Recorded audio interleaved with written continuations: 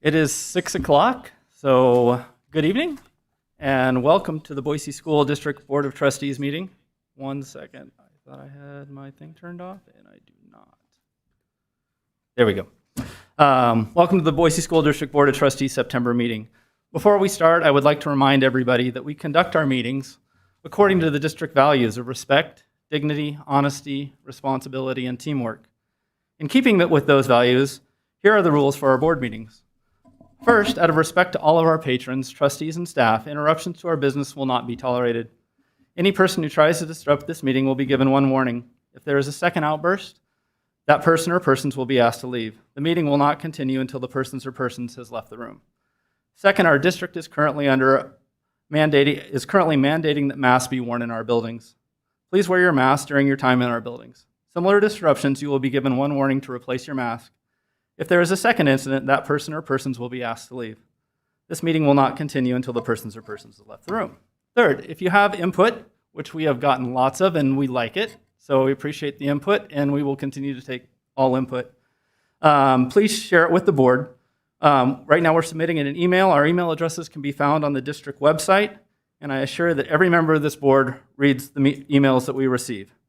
Thank you for supporting these board meeting rules. And with that, we will go to the Pledge of Allegiance.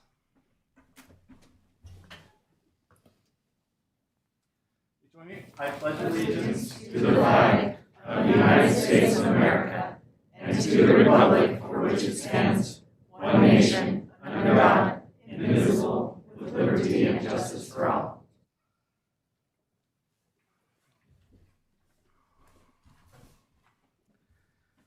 And next, we will go on to one of my favorite parts of the meeting, the Red and Gold Apple Awards, and we're going to do that via video presentation.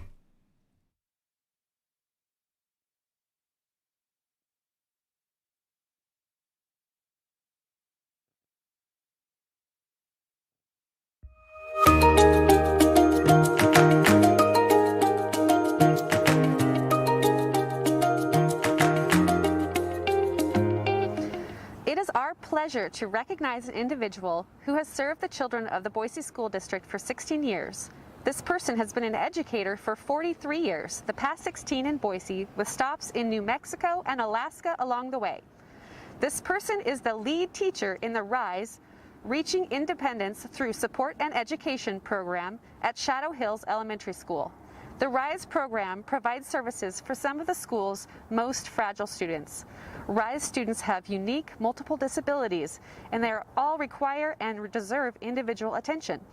This person leads a group of paraprofessionals that aim to meet the identified goals of each student. She seeks to find solutions so that they are able to make progress day by day over time towards their goals. When the goals are met, new goals are established. Many of our RISE students will have her as a teacher their entire elementary school career. Because of this, she grows very close to the families and maintains strong relationships with them well after their time at Shadow Hills.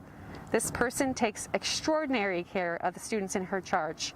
It is clear that she loves each one of the students in her program, and her calm presence in stressful times is appreciated by parents and staff alike. She is an outstanding, humble, and service-oriented educator, and Shadow Hills is privileged to have her. It is our distinct honor to present the Red Apple Award for September 13th, 2021 to Pat Taggart, Special Education Teacher, Shadow Hills Elementary School, for outstanding service to the education for educating today for a better tomorrow. Thank you. Thank you so much, Pat. Thank you. Thank you so much. Thank you all, and it's a deep honor for me to receive this, and it's very touching, and I couldn't do all this truly without my colleagues here. They are so welcoming to our students, and I just appreciate all of them, and thank you so much. Thank you.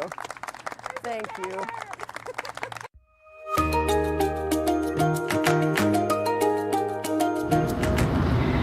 It is our pleasure to recognize an individual who has served the children and families of the Boise School District for 15 years.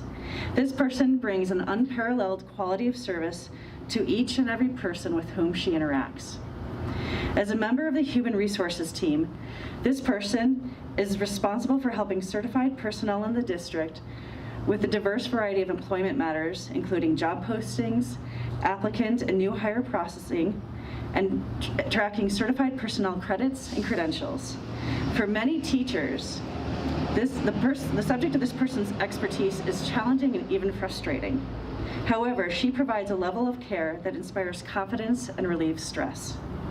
Through her everyday actions, she shows that she deeply cares about our employees and that she is here to help in any way she can. This person possesses a great depth of strength and resilience that becomes especially evident in the summer when her workload is at its highest and most stressful. With the pressure of an upcoming school year, this person works tirelessly to ensure that our district has successfully onboarded as many certified personnel as possible. She often dedicates many extra hours and even Saturdays to get the job done.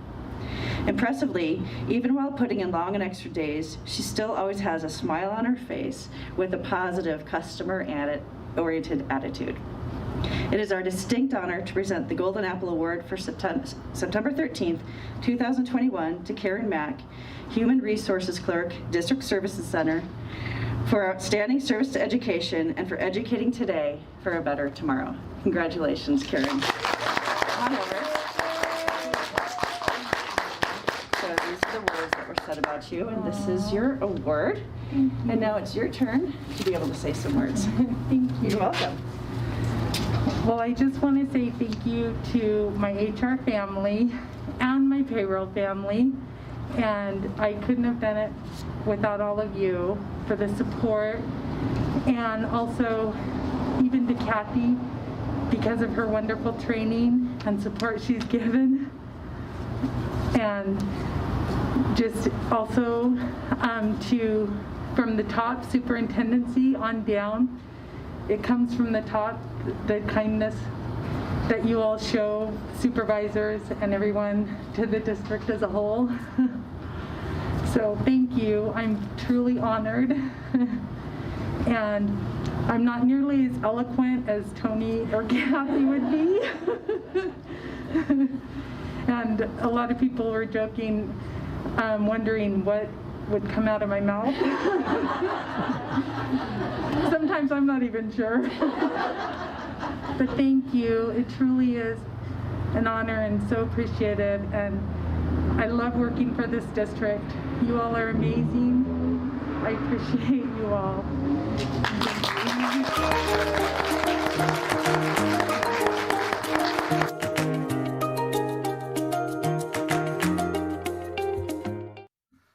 Well, congratulations to both Pat and Karen. And Karen and I have something in common that we're never sure what's going to come out of Dave's mouth either. We'll go ahead and move to the consent agenda items. Are there any items on the consent agenda that a trustee would like to pull? Okay, hearing none, I would entertain a motion. Trustee Gregory. President Wagers, I move approval of the consent agenda items that are outlined in enclosures 1 through 18. And seconded by Trustee Oppenheimer. So it's been moved and seconded that consent agenda items in enclosures 1 through 18 be approved. All in favor? Or any discussion, first of all? No. All in favor? Aye. Aye. Any opposed? Motion passes. And we will go straight to another fun thing. I think we have the Everything's Possible campaign. And Director Thamer. Yes, thank you. Gavin, can you help change that to display the screen? Awesome, thank you. Good evening, President Wagers, Board of Trustees, and Superintendent Dennis. I am here along with Ryan Hill, who is Communication Specialist for the Boise School District, and the CEO of Stoltz, Tracy Hitchcock, to give you an update on the Everything's Possible campaign. We're going to start by showing you a 30-second video from Michelle. She's a student from Whittier Elementary, and we filmed this about a year ago. So I hope you enjoy, and if you can't hear the words she's saying, Tracy added the subtitles so that we could see what she was saying.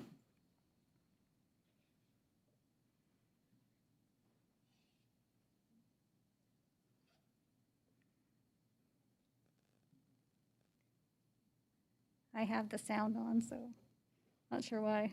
Let's try it one more time. We had some issues with this going through the speaker a little bit earlier, but we had it fixed.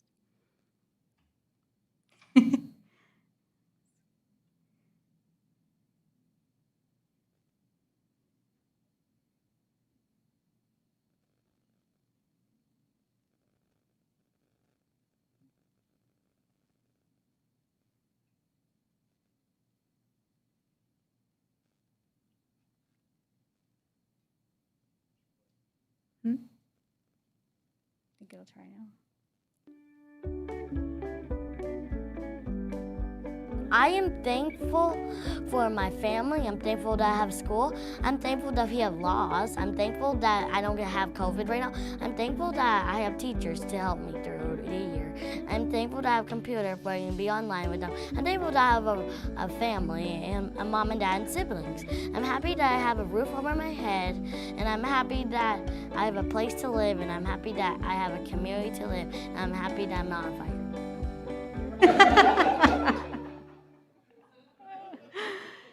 So it's stories like Michelle's that we just can't help but share through this campaign, because I think we all feel the same way. We're very thankful that we are not on fire.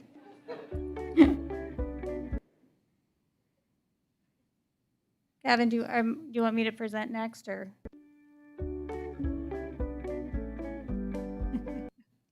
Awesome, thank you. So when we started our campaign, so it's about 2 years old now. We started in January of 19. Prior to that, there was a lot of conversation as to why we might want to look into doing some sort of marketing campaign for the Boise School District. And I think that we all know that there's many people that are moving into the Boise Valley, and not as many of them as we think should recognize that the Boise School District is the public school district of choice. They have many options in the areas that they come to us from, where they're considering private schools or charter schools, homeschooling options, online options. In fact, the Idaho Head News reported about a month ago that in the state of Idaho, about 10% of our students were in charter schools last year. And we know that they tell their stories, and so we felt it's really important for us to tell our stories, because Michelle's is just one 30-second example of all of the amazing stories that we have to tell in our school district. Communications is very important to us. In fact, it is the 5th goal in our strategic plan. And we also make sure that everything that we do with this campaign upholds our district values of respect, dignity, honesty, responsibility, and teamwork. It is with partnerships with Dan Heller, who is our public relations, Ryan Hill, communications, and we have also been so fortunate to partner with Stoltz, who is a local marketing firm, who truly, I can't tell you how much they love us and how much they support us. In fact, during when we first shut down for COVID in March of 2020, they did a whole quarter of free help for us to help get our messages out to our public during that time. You know, because of this campaign, we really feel that getting through COVID over the last year and a half might have been more challenging if it wasn't for the help of Stoltz and our team of Dan and Ryan. So at this time, I would like to introduce Ryan Hill, who is going to talk about our unique value propositions that make up part of our Stoltz campaign. Great, thanks, Terry. And President Wagers, members of the board, Deputy or Superintendent Dennis. I think it's one of the things that's really important that Tracy talked about is that when we set out on this campaign, the thing that Kpis and Lisa and the leadership team made very clear is that it had to align very closely with our strategic priorities for the district. And it had to not only reinforce what we do in our strategic plan, but it had to represent our values. And I think Terry did a nice job of pointing that out. And I think it's important for people to remember that this just isn't, well, Michelle's absolutely adorable. There's a strategic point to what we do, and I think respect and dignity are very well reflected in what Michelle has to say. Now, that all said, the strategic plan talking points are kind of boring. So when Stoltz was brought on board, one of the things that they did was they really helped us take what we do strategically in the district and turn that into something that would be appealing from a marketing campaign. And the first step in that process were our unique value propositions. And it doesn't take much of a crosswalk to get to dedicated, passionate teachers to our goal number. I think it's the goal number 3, Nick, which is hiring and retaining the best staff. As you can see, there's a direct line from our unique value propositions to our strategic plan. Each year, we take a couple of the unique value propositions and we highlight those. So this year, as we head into the campaign, you'll see that we will be talking about our high-quality education and our evolving, innovative, and comprehensive curriculum. And I think that that's, as well as the inclusivity that we represent here in the district. I think particularly in a time of a pandemic, the togetherness that our individual neighborhood schools represent and we as a district represent has never been more important. Next slide. And like I said, it not only was this aligned with our strategic plan, but we wanted to be very targeted in how we approach this. I mean, obviously, we're doing this on a, compared to what a private firm would do on I think, a very, limited but very effective budget. But in order to do that, we have to be very strategic in who we look at. And primarily, we're looking at folks who are, kind of in that sweet spot of parenting ages, 21 to 44. College-educated households earning above $50,000 a year. The reason behind that is that those are the ones who, have the ability to make the choices that we're talking about, that we're competing with. They have the ability to transport to a charter. They have the ability to pay a private school tuition. So we look at those things as well when it comes to how we are going to target our audiences. And that have lived in Boise for less than 10 years, as Director Thamer pointed out. As people move into this valley, they're bringing a lot of, preconceived notions about what public schools do or don't do, or who they are, or what they are about. And I think that the Boise School District story is an exception to the rule that many people may have seen in different places when it comes to their perception of public schools. And then, of course, our secondary audience. And secondary, doesn't mean that they're any less than. It just means that in terms of when we're putting dollars behind it, they don't necessarily rise always to the top. But obviously, we want to make sure that our teachers and our staff and you as a board and our community and business leaders are always supportive of what we're doing here as a district and are engaged in those conversations that we're trying to have from a community relations perspective. That being said, we do have business goals as well as marketing goals for the campaign. First and foremost is to support the district's strategic plan, recruit past students and attract new students, elevate perception of public education as a whole. I think that's incredibly important as well, and create a competitive edge that attracts and retains students, parents, and staff. Marketing goals, increase brand awareness, which I think you'll see as Tracy gets into her part of the presentation, you'll see that we've been incredibly successful with through the campaign.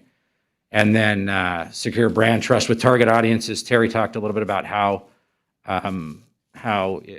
important this campaign was to have going during the pandemic. And I think that what this did was, while there was a lot of really negative news in the community, not necessarily about public schools specifically, but about the pandemic, is we had very positive and truthful and honest and respectful messages going out year long, talking about the value that that this district provides to our community.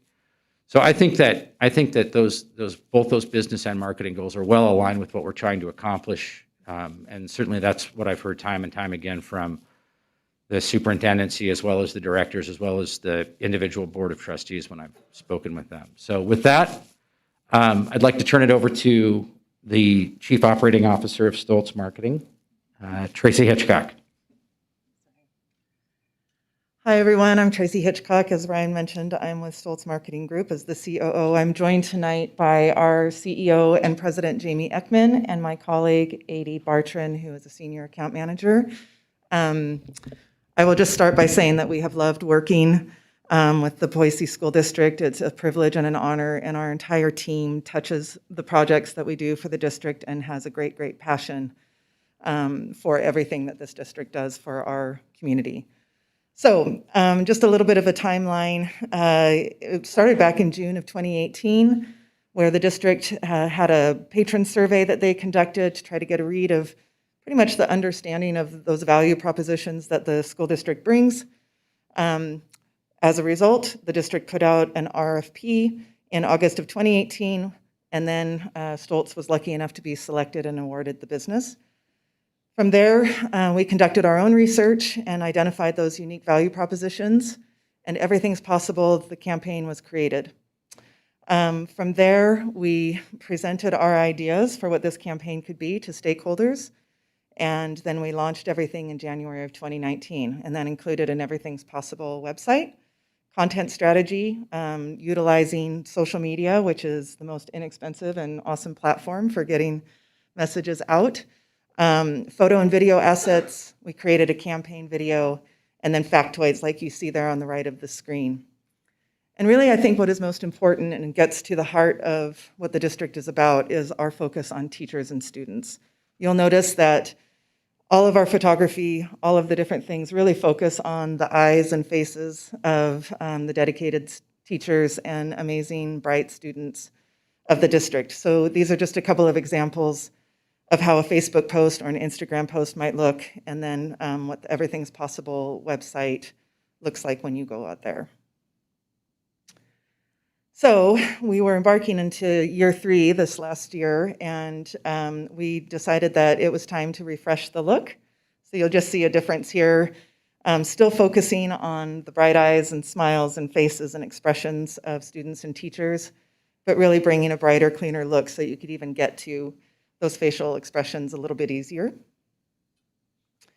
We also added motion to our factoids. I think most human beings with our 8-second attention spans respond to motion, and we have definitely seen that in measuring the results. So just a little bit of motion in there to really still, though, address those value proposition points of high quality education, dedicated, passionate teachers, and all of the other things that the district has to offer our community schools. So since that time, in January of 2019, we've talked with 180 students, 58 teachers and staff at over 25 schools. We've also talked with 8 administrators and trustees, which has also been super fun to get to know you all a little bit better. And we've had 8 photo and video productions.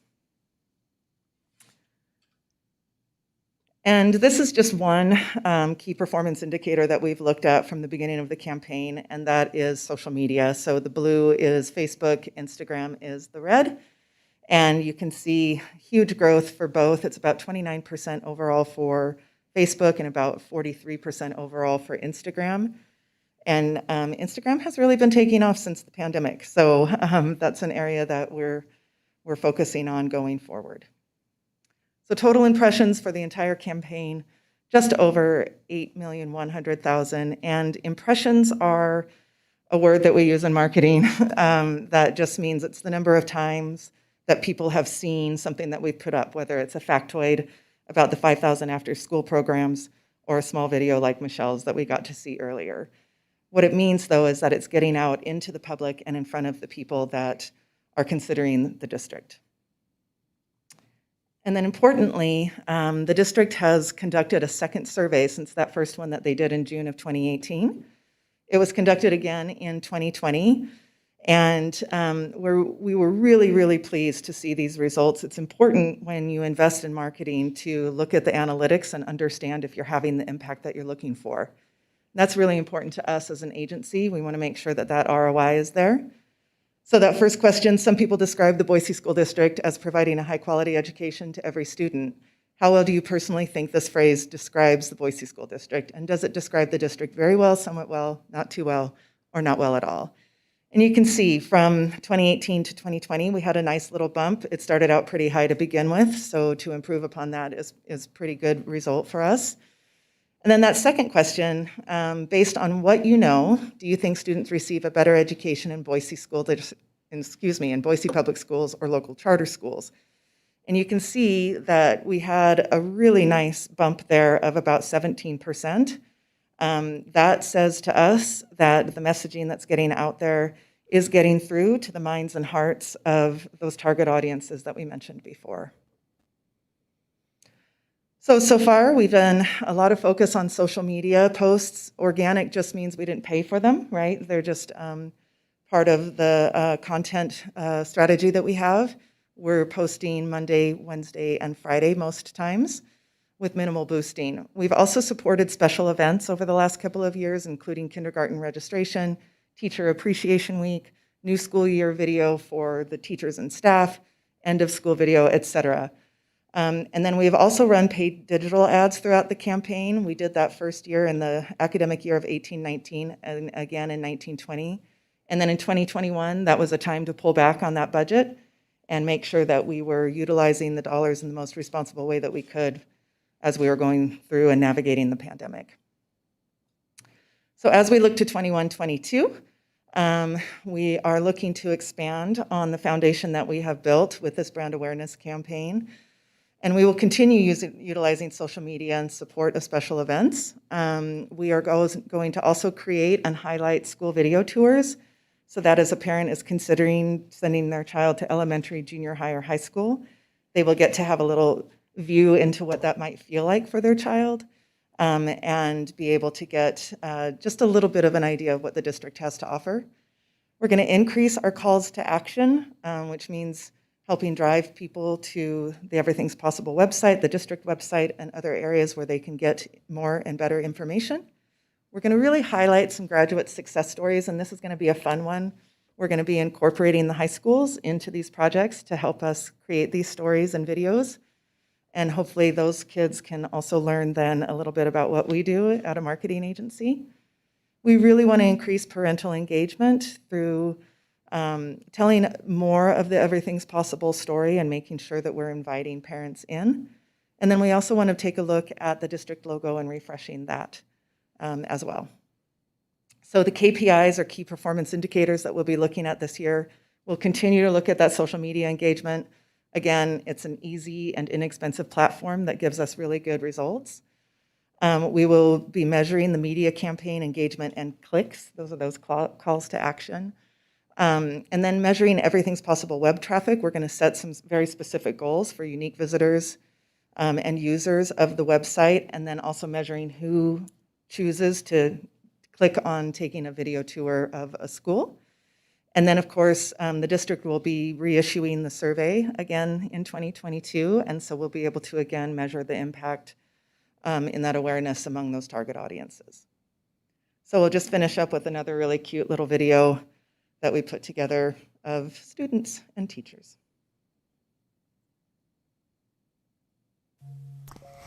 Thank you. Thank you. Thanks. Thank you. Thank you. Thank you.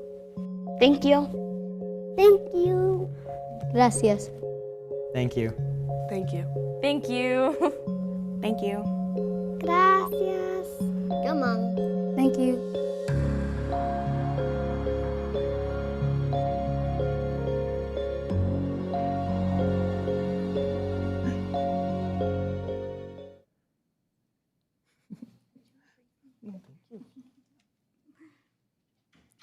President Wagers and Board of Trustees, that concludes our presentation and update on the Everything's Possible campaign. Are there any questions that you guys might have for us?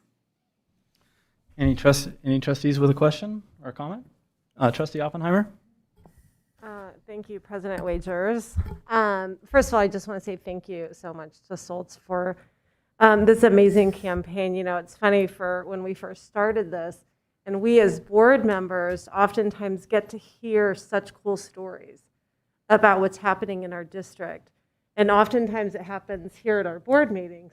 And I know for so long we say, it's great that we get to hear this, but we want all of you and everyone out there to hear this.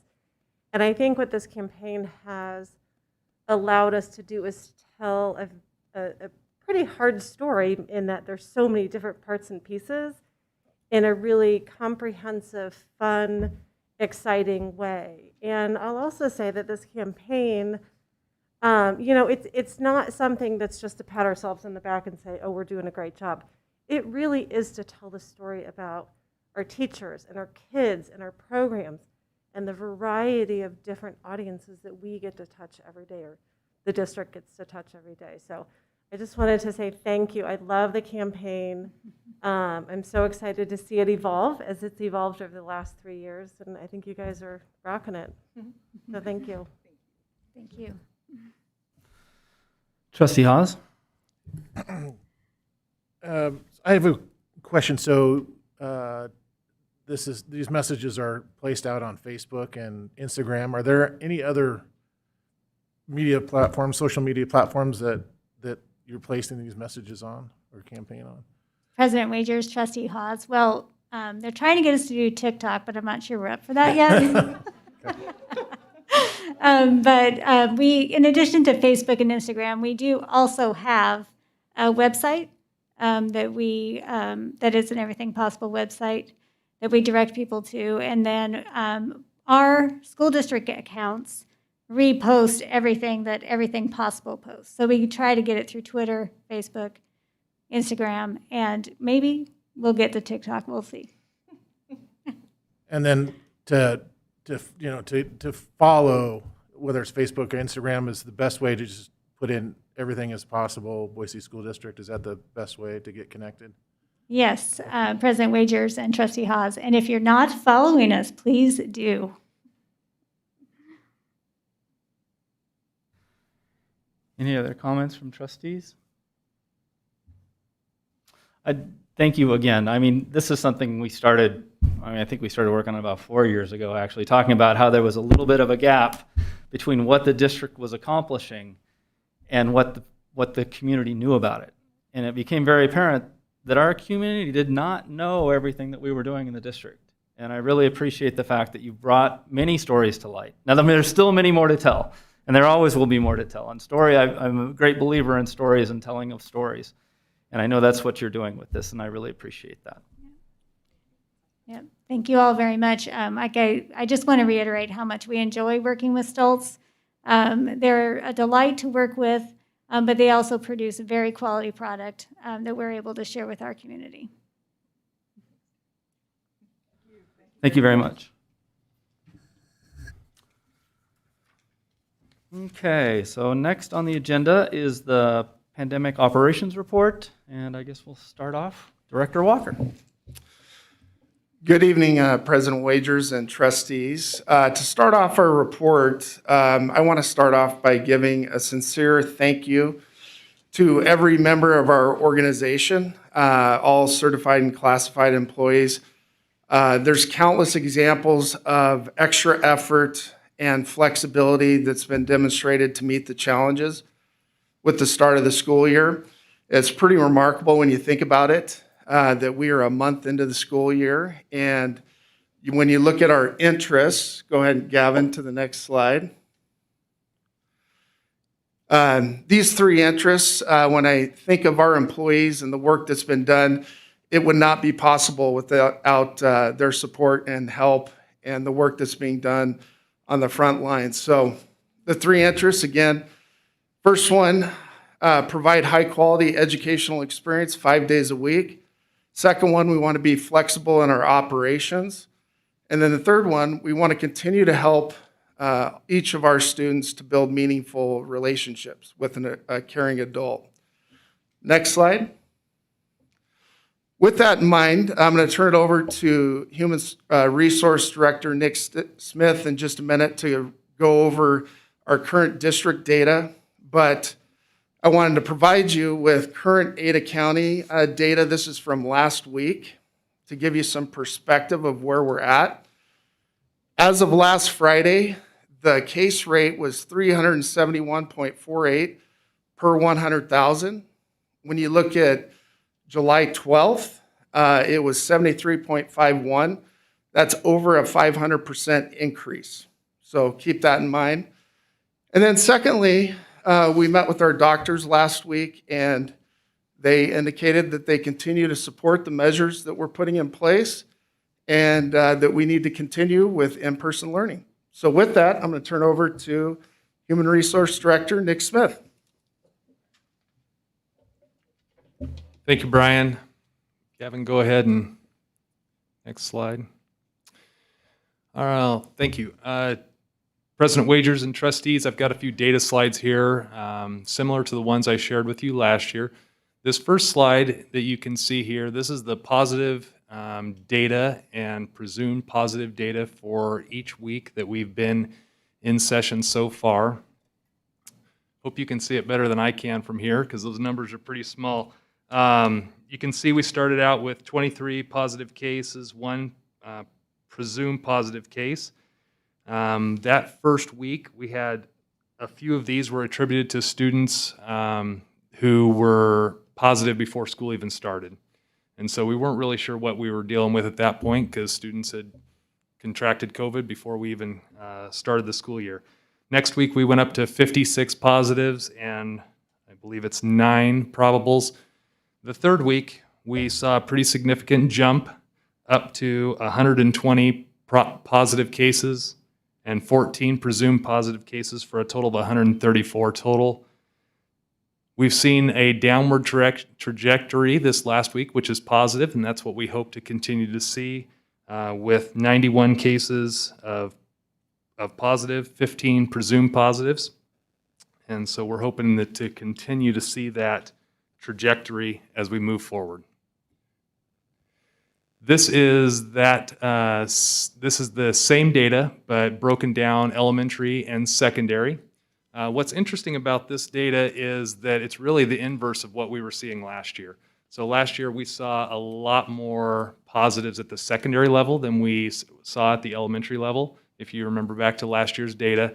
And this year we're kind of seeing the inverse of that, and we do believe that's attributed to the vaccine being accessible for our secondary students and not accessible for elementary students at this point. Go ahead, Gavin. This is a look at just the positivity rate, percentage positivity rate. So same data, just reflected differently by percent positive. Next slide. And here's a look at the presumed positive data broken out, secondary versus elementary. And you can see there that the numbers have been fairly consistent across the board.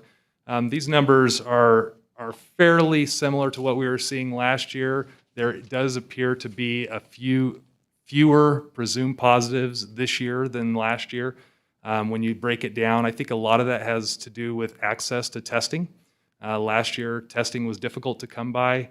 Oftentimes, only one member of the family would get tested, and then the other family members would be presumed positives. This year, you'll see several siblings come in, all coded as positive, because they're all able to get tested. So, this is a look at our cases related to athletics. This is a statistic that we gave you last year as well. And our athletic programs continue to do. The doctors are saying it's under control. They already postponed Ron's surgery.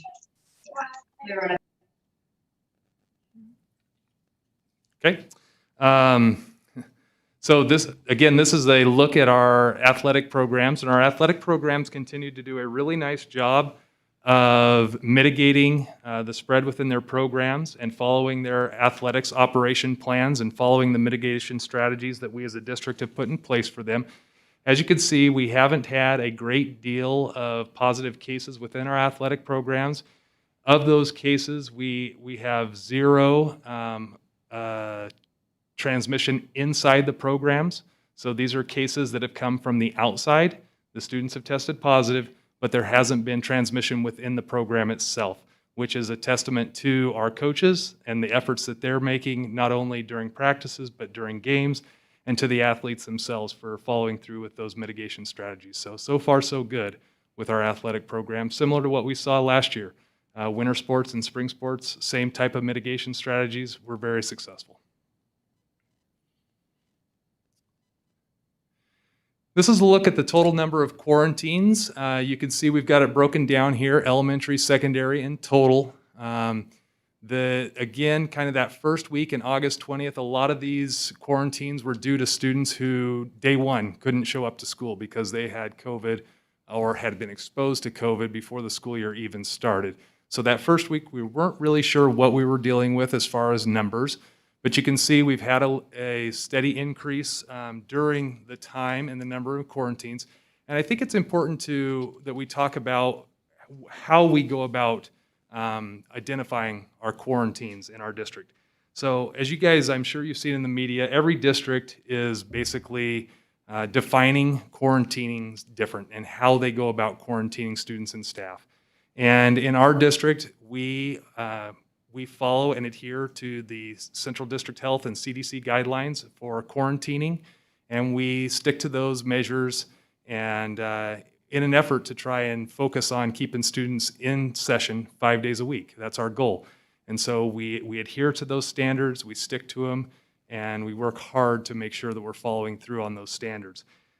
When you look at the data that I've got up here for you right now, the quarantine numbers listed represent a total number of students and staff quarantining for the following reasons, regardless of where the exposure took place. So whether it was in the community or whether it was at school, we look at these things. So do they have COVID symptoms?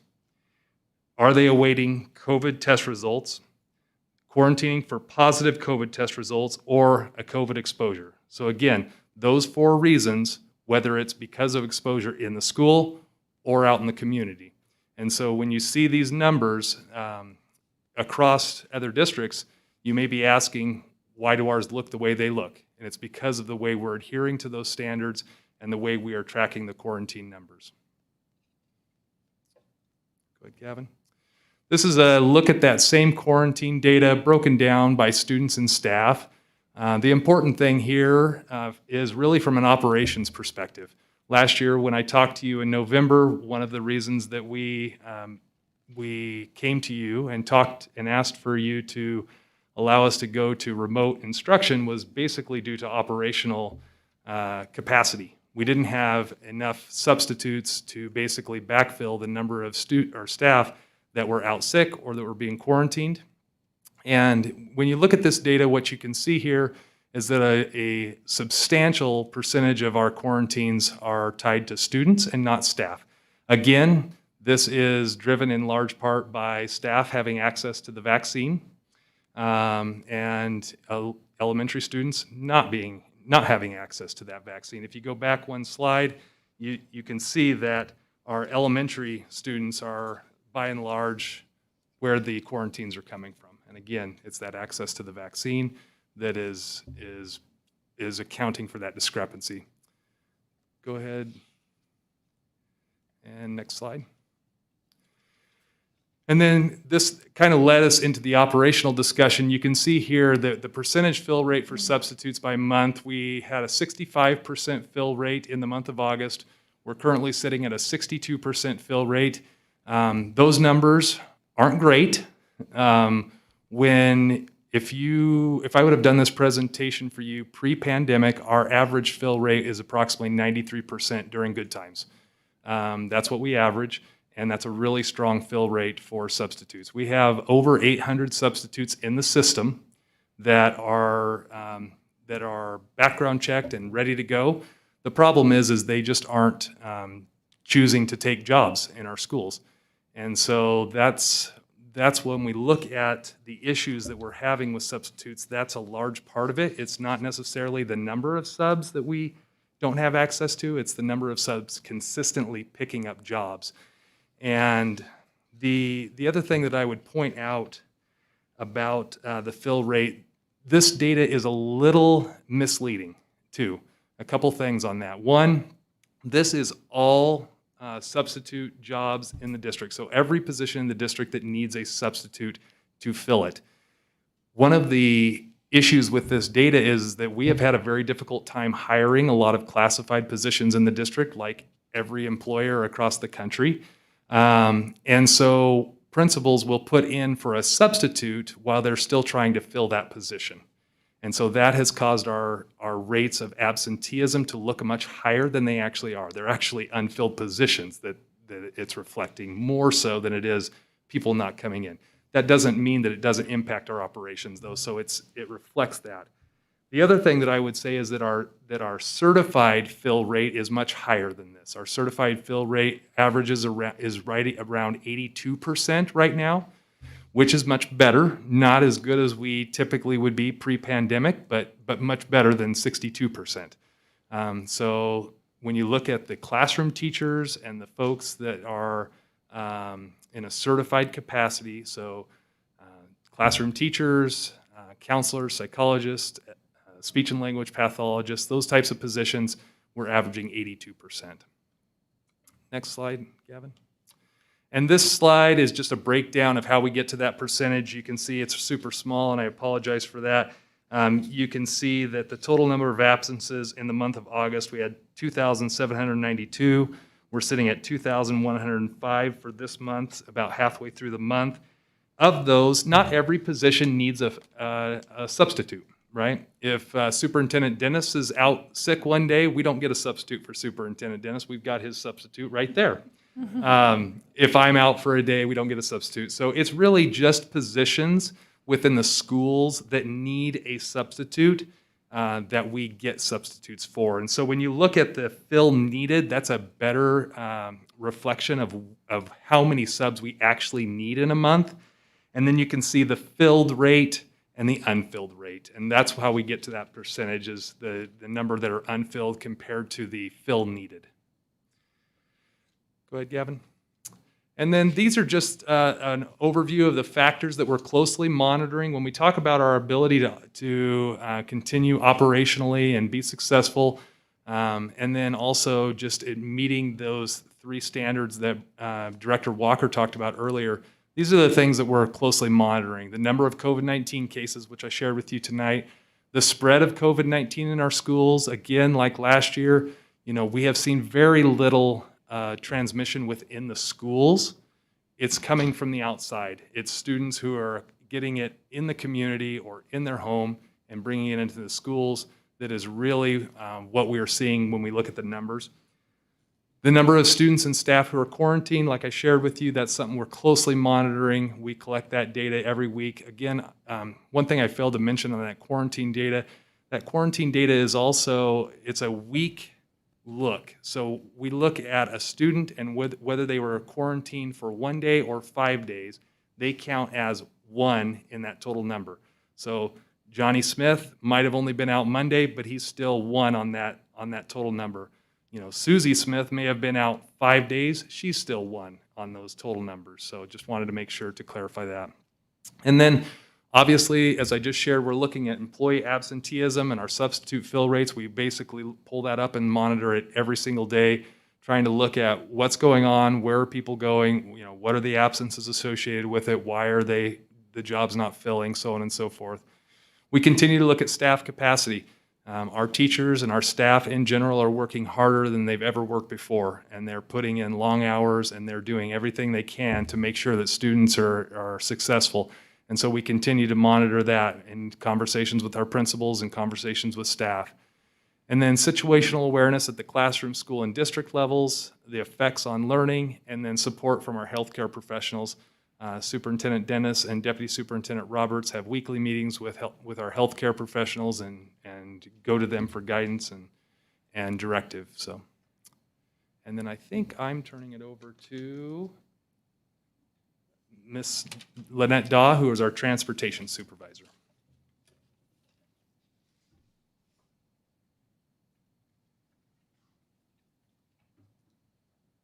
Good evening, President Wagers, trustees, Superintendent Dennis. I just wanted to take a moment to provide you with an update of where the current condition of transportation and school busing services lies. So Durham School Services is providing our service for us here in the district. And in the morning, they're running approximately 8 drivers short and 13 drivers short in the afternoon.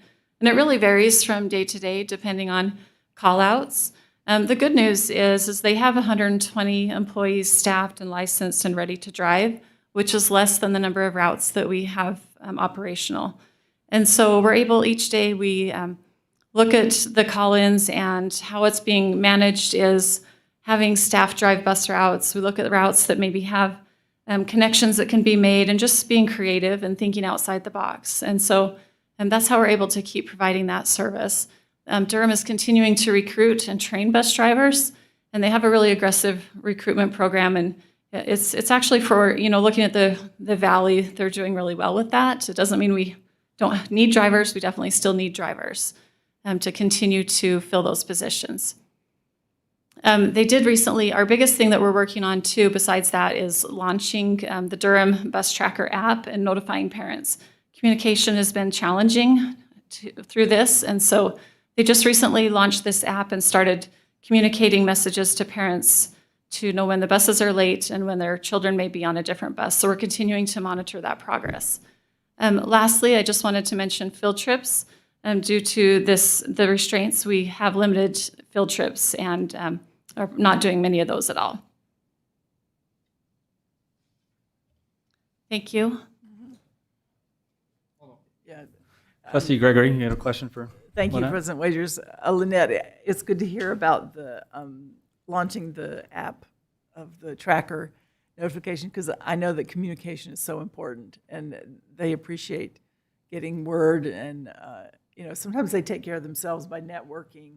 They kind of hear about things, but when they get the notification, it just makes them feel like somebody does know where their child is and they are coming home. And so I appreciate all your efforts, and I'm sure that every day is a challenge to see what's, who's going to show up and who's not going to be. And of course, we don't want them to come if they're infected with COVID. We don't want them sharing them with our children. So this is the dilemma that we're in. But I appreciate your efforts and all those who work to have our bus system up and running as much and as efficiently as we can. Thank you.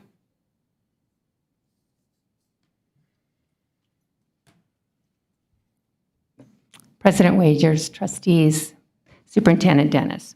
So I'm going to share a little bit about what we're doing in the schools to address the students' well-being as well as the academic, trying to make sure that we're hitting all of our academic successes this school year. So for the student well-being portion, each school this year, we've asked them to put together a goal relating to that, so it's school-specific on what fits their school.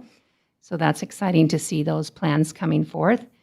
Several schools have implemented specific times in the day dedicated to students connecting with each other as well as their teacher in a non-academic setting. So an example of that might be at one of my schools, they have a soft start. So students come in before the bell rings and they can come into their classroom in a slower pace, less students, maybe a time for them to connect with their teacher, connect with their peers, playing games, things like that, so that it's kind of a calming start to the day, which has been really beneficial. And that's happening in a lot of different ways in all of our schools, examples for that.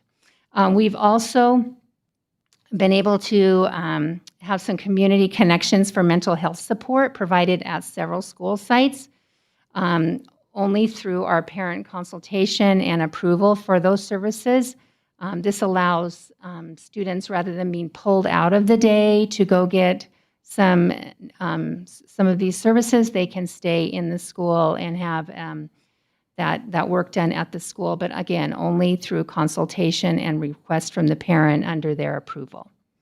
Some schools have put together some regulation stations, a calming place for students to go if they need a break from the day, because again, this year, while we are back 5 days in person, there's some that this still can be stressful and they need a place to calm and be able to kind of gather themselves.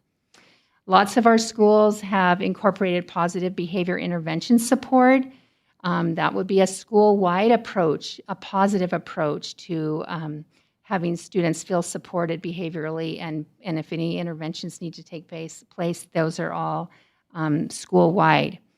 Lots of extra check-ins with students, checkouts for our vulnerable students, so touching base with them and making sure things are okay, what supports do they need for their classes and things. So another example of something being done, our Friendship Lunch Bunch. Again, lots of kids are new back into our schools this year because so many were out last year.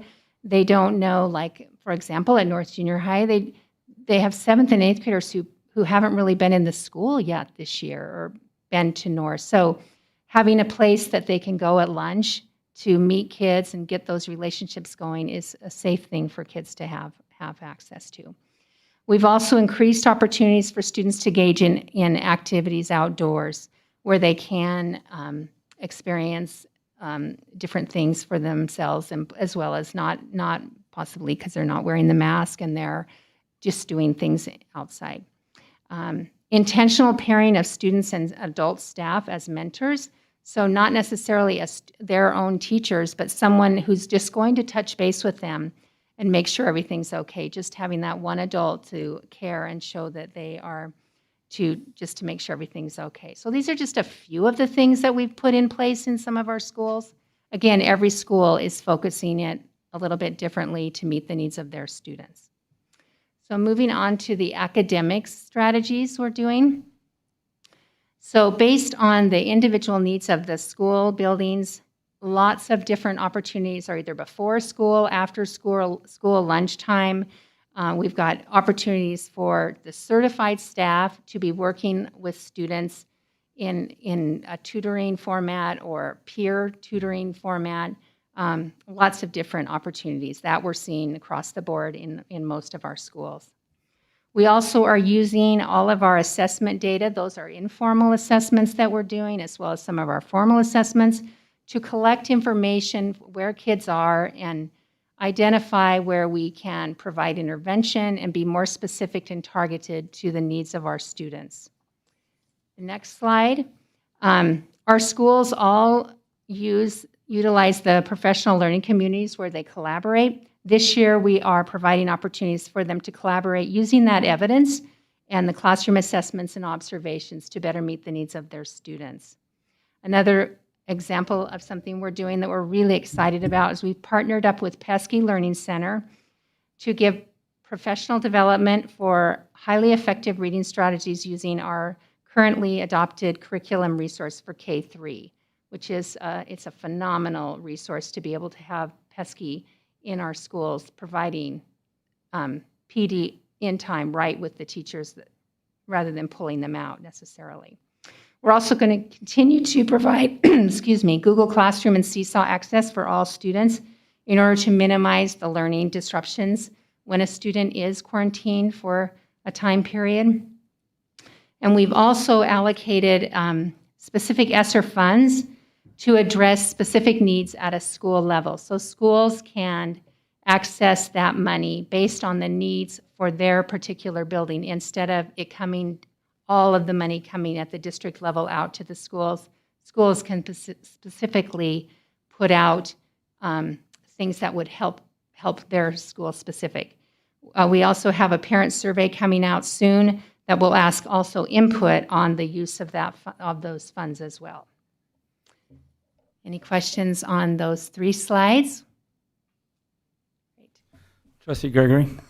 Thank you, President Wagers. So, Director Donovan, I think that seeing these points that you've reported to us, it really impresses me that, instead of talking about 25,000 students and applying this across the board to 25,000 students, we have principals at every building and teachers at every building that are doing this in more of a face-to-face situation with students that have names and faces known to them.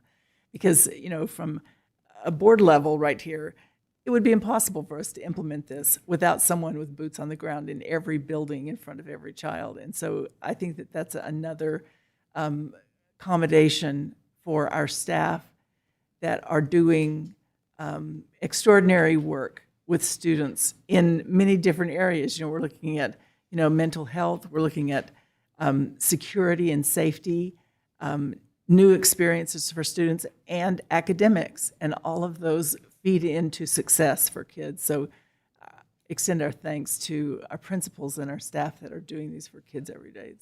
That's really remarkable. Thank you. Any other questions? Trustee Donovan? I'm assuming we'll hear about academic success later. I mean, right now the test results haven't come back in, so that'll be coming in future meetings. So thank you.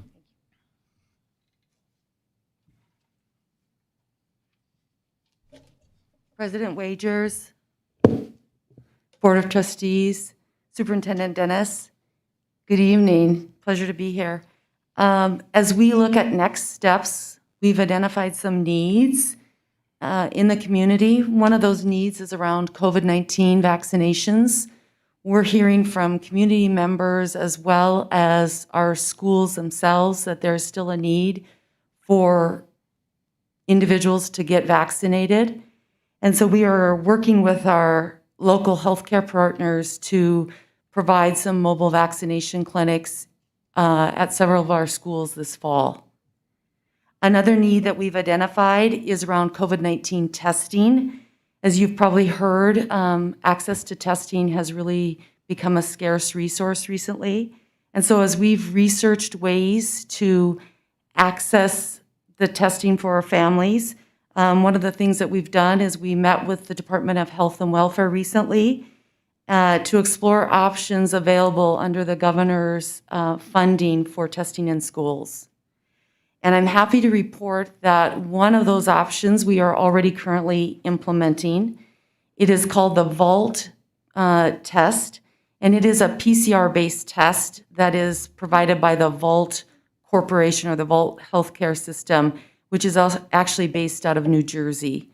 And we're able to provide families a test kit that they can then take home to the privacy of their own home and work online with a representative from the VAULT Healthcare System to collect that sample. Then it is overnighted at no cost to the family, and the families then receive those results by email within 24 to 72 hours. So that's been a great resource for our families. Another option that is available through the governor's fundings that we're currently considering is testing for students who have symptoms with parental consent. This would require a little bit more bandwidth as far as our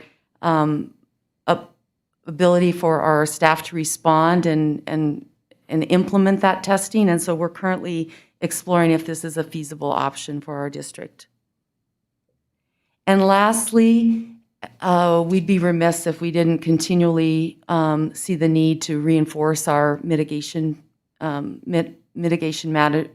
measures as identified in our COVID-19 response plan, specifically universal masking, physical distancing to the greatest extent possible, hand washing, regular disinfection of surfaces and touch points, and encouraging and enforcing the fact that students and staff need to remain home when they're ill. In fact, I would say that our Boise School District illness procedure is really the foundation of our plan that's going to help to continually reduce illness in our schools.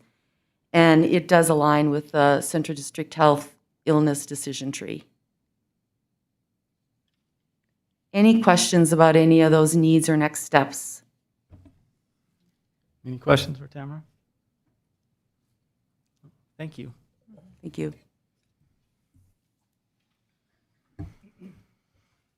President Wagers, trustees, Superintendent Dennis, that concludes our presentation. At this time, we'll stand for questions. All right, any questions on the presentation? Trustee Oppenheimer? Thank you, President Wagers.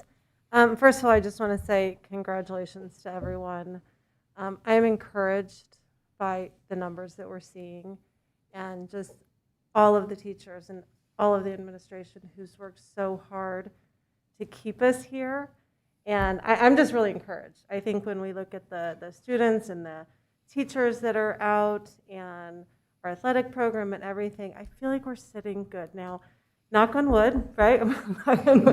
But congratulations to everyone who's helping to keep our kids in school 5 days a week, which is our goal.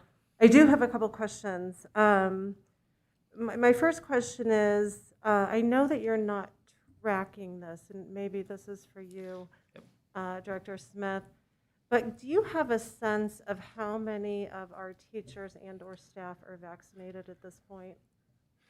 President Wagers and Trustee Oppenheimer, that's a great question. We feel quite confident that we're sitting around mid 85% range for our staff on total vaccines.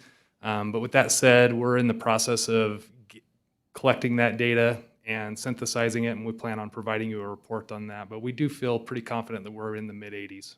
That's great. Follow-up, please. Thank you. I also saw the positive numbers that we're seeing in our athletic programs. I would love to see some other extracurricular activities numbers as well, and I know that's difficult. But seeing that our athletic numbers we're sitting pretty good. Do you have a sense of students that have the ability to get vaccinated, of our student athletes? Do you have a sense of how many of them are vaccinated? President Wagers and Trustee Oppenheimer, we aren't collecting that data on a broad scale. We collect it individually when it comes to a quarantining situation. We'll ask for proof of vaccine, but we're not collecting student vaccine data district-wide, so we don't have that data. Okay, great, thank you. I have a couple more, I'm sorry. Follow-up. You've got another Since one? you're there. Okay. Since I'm you're up there. here. Well, since he's there. I've got just really two more questions.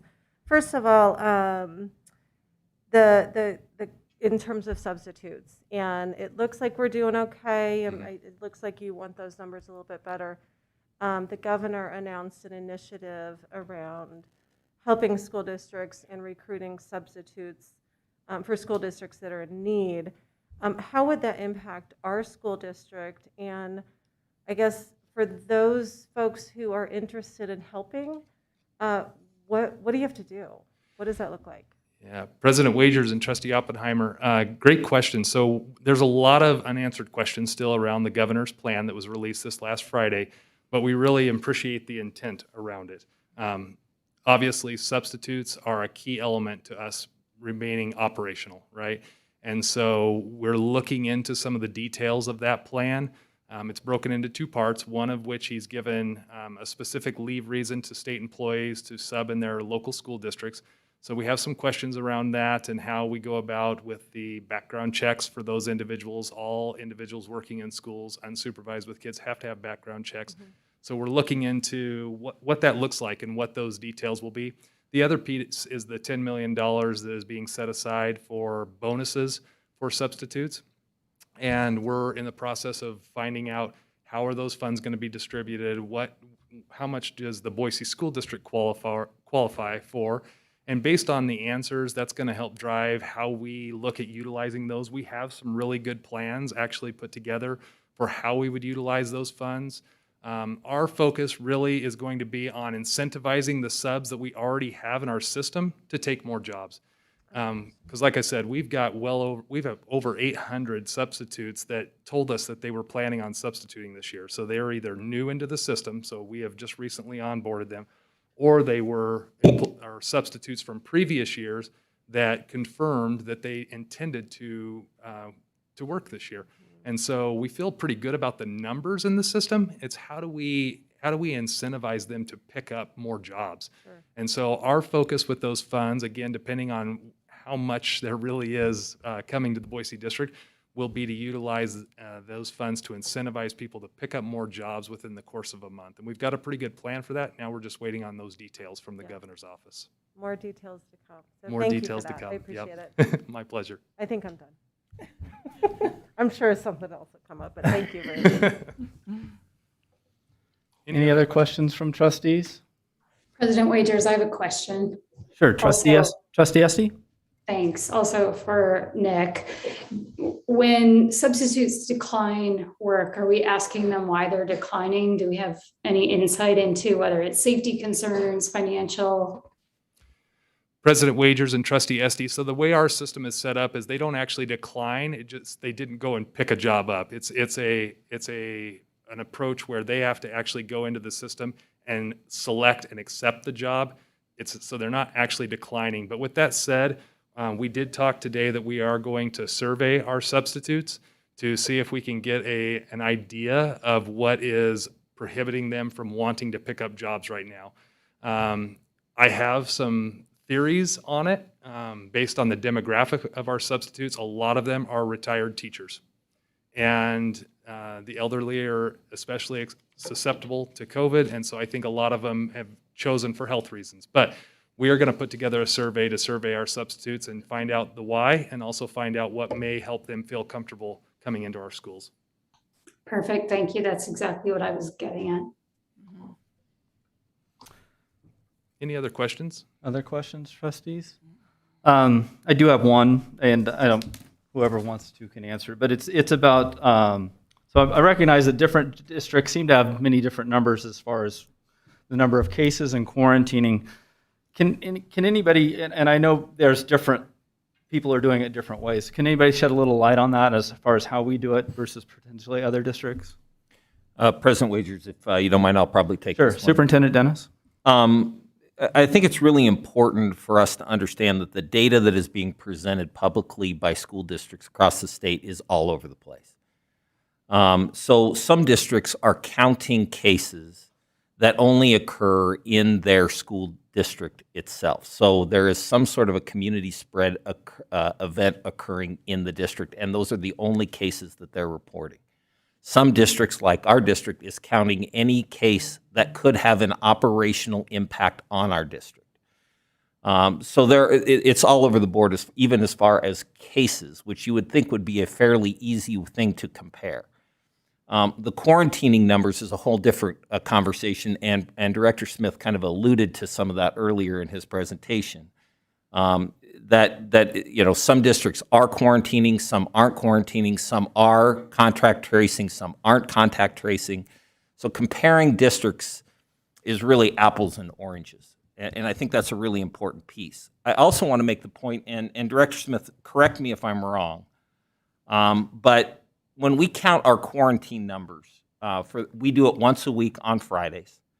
And we do that, and if a student or a faculty member is out, no matter if it's 1 day or 5 days, they are counted in those numbers. So it may very well be that we have a case where a kid is considered a close contact. There is some contact tracing that is taking place, may have to stay home for a day, and then the very next day they're back in. We still count that kid as a quarantine number. So I think it's important to understand how we are counting those things, and trying to compare those to any other district they're not the same numbers. So, and contact tracing, that's a whole nother story as well, I think. Could you elaborate on that? Well, and I want to be really sensitive to some of our other districts too out there, because staffing is an issue when it comes to contact tracing. Our district is fortunate in the fact that we have the ability to have nurses and health techs in all of our buildings. Some districts don't have that in their districts. We also have contact tracers that we have hired in order to help take the burden off of some of our healthcare workers, in order to identify those kids who potentially have issues. So yeah, it's not the same. A lot of districts don't have those abilities, and I think we're fortunate that we do. Thank you. And just one comment. I mean, I'm thrilled we're still in-person school. I mean, that's always been our goal, and I appreciate the thoughtfulness of this plan and the depth of this plan, that our focus is keeping kids in the classroom in front of teachers where the magic really happens. And I know, the concern for me is at least substitutes and transportation. Those things, can we still keep everybody in school and keep operating? Any other questions or comments? Trustee Oppenheimer? I told you I'd have one more. Thank you, President Wagers. Quick question. We still have the online option for parents who feel that they need that for their children. Is that still an option for parents? And do they contact their principal if they're, as we're evolving and they're not feeling safe, or for whatever reason they contact their principal? Is that still the case? President Wagers and Trustee Oppenheimer, I'm getting the yes nod from everybody. So Okay. yes, it's So still yes. an option, and they should just contact their building principal if that's something they're interested in. Okay, great, thank you. Okay, any other questions from trustees? All right. Well, that will put an end to the pandemic operations report. Our only other business is an executive session, so I would need a motion to go into executive session. President Wagers, Trustee Greeley. motion to move into executive session according to Idaho Code Section 74-2061F. Is there a second? Second. Second from Trustee Hawes. It's been moved and seconded to go into executive session. Clerk Mask, can we have a roll call vote to enter executive session? Trustee Esty? Yes. Trustee Greeley? Aye. Trustee Gregory? Aye. Trustee Hawes? Aye.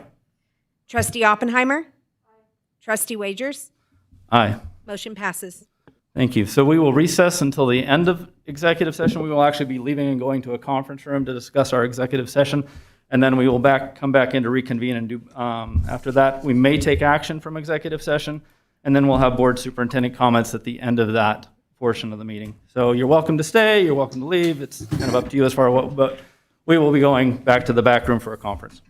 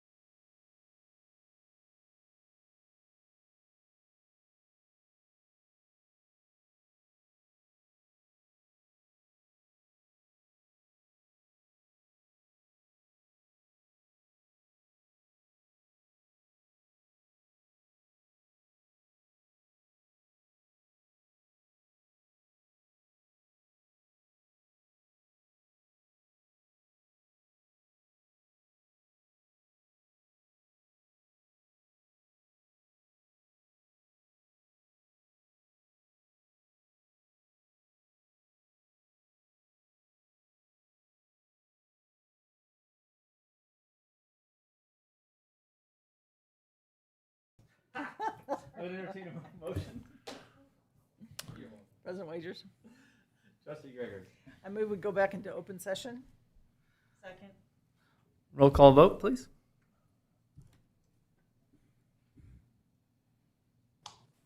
Trustee? Aye. Trustee Greeley? Aye.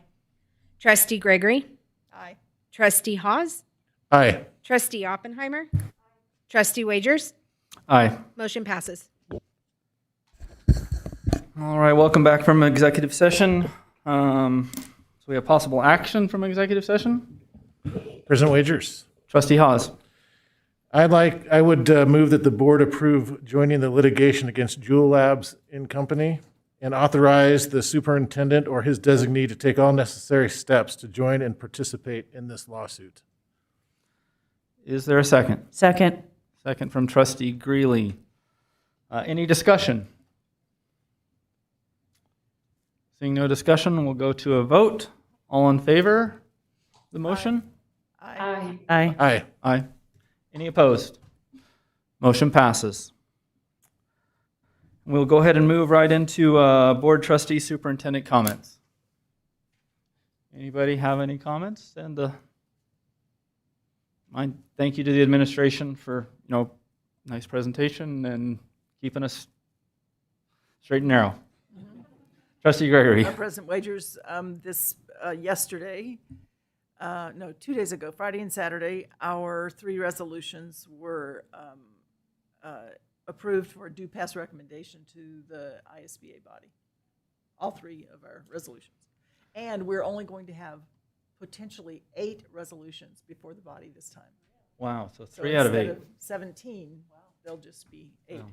And ISBA is working. One of the resolutions will be a resolution that consolidates philosophical resolutions that keep reoccurring, that we have to redo every 2 years. So things like the 2/3 majority on property tax, adequate funding, and local control, or there's several. They have a list of like 3, and they'll be reviewed every 2 years to see if something goes on or something comes off. But this will mean less work for the staff because they won't have to be redoing the effort to pass resolution again and again and again. Great. Well, thank you for your work on that, and thank you to the legislative committee if you're on the legislative committee. Thank you for your work on that. Superintendent Dennis. President Wagers and trustees, just to dovetail on that, Wednesday night is the ISBA Region 3 meeting at 6 o'clock, I believe, and it is virtual. So if you haven't gotten your invite, I think you can reach out to either Nancy or I. And if you have an opportunity to attend, we'd appreciate that. I think you may have gotten the postcard today. Yes. Announcing the in-person meeting, but it was already in the mail before when they pivoted. So. And one last thing, President Wagers, I would also like to just kind of publicly thank Boise State for their efforts in providing the testing that they have done for our families and our staff. It's been a godsend to us to be able to have such quick turnaround, and they've been an unbelievable partner. So, Trustee Esty, if you have an opportunity to pass that along, our sincere thank you to Boise State. It does take a village. It does. Thank you. I will do that. Thank you. Any other comments? Hearing none, I'll entertain a motion. Trustee Gregory. I move we adjourn. Is there a second? Second. Second from Trustee Hawes. All in favor? Aye. Aye. Any opposed? Motion passes. Everybody have a good night. Thank you.